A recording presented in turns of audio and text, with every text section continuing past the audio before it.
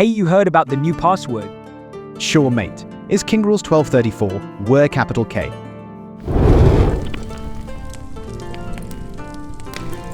The phishers overheard our secret password and got it. Quick. To the bridge. Sorry I am late. I was on my vacation but came as soon as I could. Thanks for joining the bridge.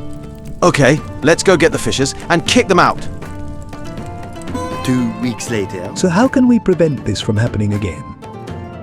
There are multiple measures we have to take. First is using unphishable credentials. Oh, we will finally know how that thing that you carry around all the time works. It is very simple. This key has a certificate and a FIDO2 key. These keys cannot be stolen since they inhere, so even if someone is overhearing or creates a phishing site, our users will not be able to enter their credentials. Your Majesty, don't be fooled by this knight in shiny armor. I was in DoD a few years ago and I remember it was a pain. MIMCM, PKI, DCS. That is in the past. Thanks to Entra CBA and EZCMS, you can have it all set up in less than 30 minutes. What about our remote users? How can they get it? Do we send a preloaded one? No.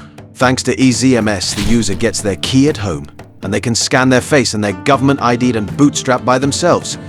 The cool thing is, we can use this same technology for when a user forgets their PIN. They can recover its self-service. No more late-night calls to the IT desk. This sounds great. Let's get this started. Now, what can we do so the next attacks are not so devastating? For that, we need to implement zero trust and defense in layers. To learn about that, subscribe to our YouTube channel.